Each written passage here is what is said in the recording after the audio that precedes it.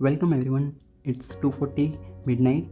तो आज हम लर्न करेंगे investment analysis and portfolio management. Okay, तो इन्वेस्टमेंट एनालिसिस पोर्टफोलियो मैनेजमेंट होता क्या है? तो ये पोर्टफोलियो मतलब कौन सा पोर्टफोलियो? ये एक फाइनेंशियल पोर्टफोलियो की बात हो रही है, जिसमें फाइनेंस से रिलेटेड आपको कहाँ कैसे पैसे इन्वेस्ट एक्सपेंस वगैरह करना है, उस बारे में जो ओवरव्यू लिखा होता है डिटेल में और ओवरव्यू में, तो उसे फाइनेंशियल पोर्टफोलियो कहते हैं। Investment analysis and financial portfolio. तो फाइनेंस प्लानिंग के लिए ये फाइनेंशियल पोर्टफोलियो बनाना बहुत ज़रूरी है।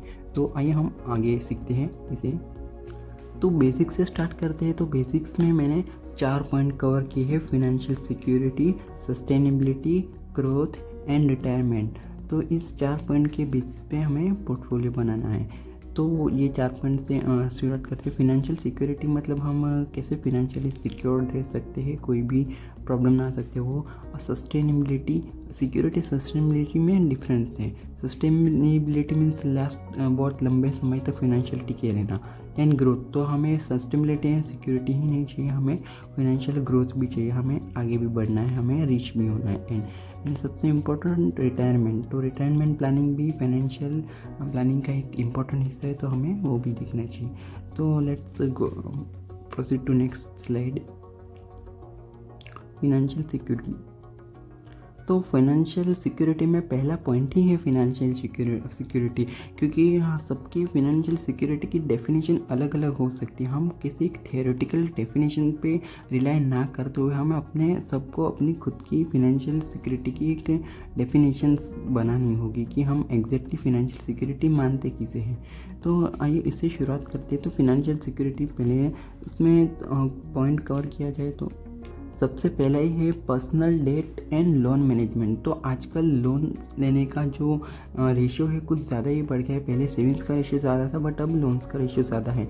तो पर्सनल डेट यानी कि जो पर्सनल किसी से उधारी ले रखी है वो डेट, और लोन यानी कि ऑफिशियल लोन जैसे कि home loan, personal loan, car loans वगैरह, जो यूटिलिटी एंड जो इलेक्ट्रॉनिक्स लोन्स है, वो सब जो लोन्स हैं हमें पहले उसके लिए प्लानिंग करना है। तो फाइनेंशियल सिक्योरिटी में सबसे पहले planning debt management and loan management का ही होना चाहिए, तो ही फाइनेंशियली सिक्योर हो पाएंगे।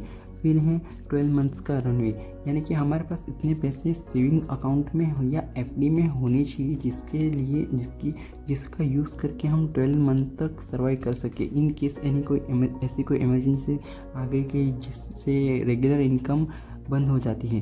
तो हम ऐसी कंडीशन में 12 मंथ तक आराम से सर्वाइव कर सके, इसलिए 12 मंथ्स का रनवे होना चाहिए। फिर आता है liquid assets to tackle unplanned monetary needs. तो लिक्विड एसेट्स में मेरा मीनिंग है कि ये जो म्यूचुअल फंड में लिक्विड फंड्स होते हैं वो। तो अनप्लान्ड मॉनेटरी नीड्स क्या है? तो अनप्लान्ड मॉनेटरी नीड्स में आता है मेनली मेडिकल इमरजेंसीज या कोई इलेक्ट्रॉनिक गैजेट्स, जैसे कि लैपटॉप पे मोबाइल कुछ टूट गया, उसे रिपेयर कराना है या नया ही लेना है, क्योंकि उसके बिना तो हम नहीं चल सकते। ऐसे ही बहुत सी छोटी मोटी emergencies day to day basis में आती रहती, तो उसके लिए ऐसे प्रोविजंस हमें अलग से करनी चाहिए, जिससे अनप्लान्ड जो अननेसेसरी चीज़ें करनी होती हैं तो हमारे पास उसके लिए फंड्स होना चाहिए। ये फंड्स ये 12th मंथ के जो रनवे है इससे अलग होना चाहिए, ये इसमें नहीं आता। ये 12 मंथ वाला जो रनवे है, जो फंड्स है वो एफडी में हो सकता है, बट ये लिक्विड फंड्स में हो सकता है, या तो डायरेक्ट सेविंग अकाउंट से भी ले सकते हैं। And then we come to the secure your fixed assets. तो ये फिक्स्ड एसेट्स कौन सी है? तो सबसे पहले तो है होम प्रॉपर्टी। तो प्रॉपर्टी का इंश्योरेंस होना चाहिए, जो भी लैंड एंड प्रॉपर्टी है उसका प्रॉपर इंश्योरेंस करा के रखना चाहिए। गोल्ड है, अगर गोल्ड है तो उसे सिक्योरली लॉकर में रखना चाहिए। रिकमेंड कि ज़्यादा अमाउंट में जो गोल्ड है उसे लॉकर में ही रखना आज के टाइम पे ज़्यादा फेवरेबल है। Next point is sustainability. तो इस वीडियो में जितने भी जो मैंने टॉपिक्स हैं उसको ना फटाफट कर लेता हूँ, बाद में फिर एक एक टॉपिक पे अलग से वीडियोस आते रहेंगे। ओके, तो सस्टेनेबिलिटी का हिंदी में सिंपल मीनिंग होता है टिके रहना, टिक जाना, किसी भी फाइनेंशियल प्रॉब्लम में टिक जाना। फिर चाहे वो तुम्हारी पर्सनल फाइनेंशियल प्रॉब्लम हो, या कंट्री में या वर्ल्ड में रिसेशन चल रहा हो, या कोई नेचुरल कैलामिटीज हो, तो उन सब में आपको फाइनेंशियली टिके रहना है। So that comes under the sustainability. तो सस्टेनेबिलिटी हम कैसे ला सकते हैं?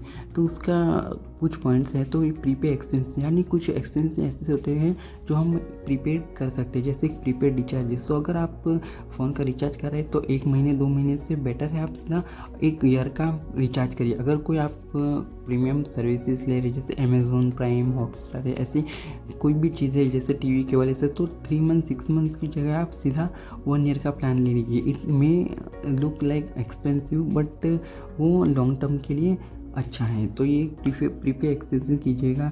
एंड प्रिपेयर एक्सपेंस स्ट्रेटेजी, तो ये एक्सपेंस करने से पहले एक्सपेंस स्ट्रेटेजी बनाए कि हम पैसे खर्च कहाँ करेंगे। तो उसकी प्रॉपर एक स्ट्रेटेजी बनाना है और उसे उस हिसाब से पैसे को अलोकेट करना है।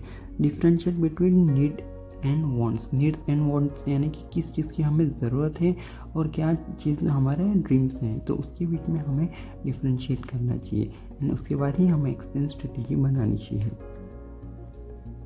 And then identify lifestyle downgrade potential. तो लाइफस्टाइल में हमें डाउनग्रेड करना चाहिए। आजकल लोग थोड़े ज़्यादा पैसे कमाने लगते हैं तो तुरंत ही लाइफस्टाइल अपग्रेड कर सकते हैं। ये तो वैसे तो जब सब ठीक चल रहा होता है तब तो कोई प्रॉब्लम नहीं है, बट जैसे ही कोई रिसेशन आता है या जॉब चली जाती है या बिजनेस और डाउन हो जाता है तो उनको लाइफस्टाइल मेंटेन करने में बहुत प्रॉब्लम होती है। तो हमें पहले ही इसके बारे में प्रोविज़न कर लेनी चाहिए कि हम किस चीज़ को डाउनग्रेड कर सकते हैं। लाइक हम अगर प्राइवेट कार से जा रहे हैं खुद की, तो उससे हम डाउनग्रेड करके हम क्या पब्लिक ट्रांसपोर्ट में जा सकते हैं क्या, ये एक एग्जांपल हुआ। That's it. And then spot analysis. Spot analysis यानी कि strength weakness opportunity and threat. तो ये सबका स्वॉट एनालिसिस अलग अलग होता है। इस पर मैं एक सेपरेट वीडियो बनाऊंगा कि स्वॉट एनालिसिस करते कैसे हैं। Okay, so next point, growth. Finalize nature of finance strategy. तो आपको अपनी खुद की फाइनेंस स्ट्रेटेजी बनाने की, आप किस स्ट्रेटेजी को फॉलो करना चाहते हैं, लो रिस्क लो रिटर्न या हाई रिस्क हाई रिटर्न या मीडियम स्ट्रेटेजी कि ज़्यादा प्रॉफिट भी नहीं ज़्यादा लॉस भी नहीं, स्टेबल होकर चलना है। तो ये पहले आपको डिसाइड कर लेना है। एक्सप्लोर फ्यूचर ट्रेंड्स यानी कि जो फ्यूचर इन्वेस्टमेंट ट्रेंड्स होते हैं जैसे कि क्रिप्टो करेंसी हो गए, बॉन्ड्स हो गए, ETFs और वेरियस जो म्यूचुअल फंड्स के NFOs आते रहते हैं। तो जो उस टाइप के जो फ्यूचर ट्रेंड्स हैं उसमें आपको इन्वेस्ट करना है कि नहीं, तो उसको भी आपको कंसिडर करके चलना चाहिए। International exposure. तो आज के डेट में ये बहुत ज़रूरी है कि आप इंटरनेशनली भी ग्रोथ की तरफ देखिए कि अगर आप इंटरनेशनल फंड्स में भी पैसे इन्वेस्ट कर सकें तो ये काफ़ी अच्छा होगा। इंटरनेशनल एक्सपोजर में सिर्फ इन्वेस्टमेंट ही नहीं आता, आप इसमें अर्निंग भी आती है। जैसे कि आप कुछ एक्सपोर्ट करके पैसे अर्न कर सकते हैं या फ्रीलांसिंग करके इंटरनेशनल जो अपॉर्चुनिटीज़ है उसको ग्रैब कर सकते हैं। तो इस पर भी हमें ध्यान देना चाहिए। एंड सबसे इम्पोर्टेंट, मल्टीपल इनकम सोर्सेज। तो मल्टीपल इनकम सोर्स होगी तो ही ग्रोथ होगी, क्योंकि अगर एक इनकम सोर्स पे डिपेंड हो गए तो ग्रोथ काफ़ी ज़्यादा स्लो होगी। मल्टीपल इनकम सोर्सेज होगी तो जब एक इनकम लो होगी तो दूसरे से हमारे नीड्स पूरी हो सकेगी। तो मल्टीपल इनकम सोर्सेज बनाना ज़रूरी है। रिटायरमेंट में आपको एटलीस्ट 40 ईयर्स का रनवे होना चाहिए कि आपके पास इतनी इन्वेस्टमेंट होनी चाहिए कि आप नेक्स्ट 40 ईयर्स तक सर्वाइव कर सके। Fixed and flexi asset. Fixed assets में आता है होम एंड कार वगैरह, एंड फ्लेक्सी एसेट्स में आता है mutual funds and ETF, gold bonds etcetera. फिर गुड रिलेशनशिप्स। तो इस रिटायरमेंट की एज में आपको किसी न किसी की ज़रूरत होती है, तो गुड रिलेशनशिप मेंटेन करना भी ज़रूरी है।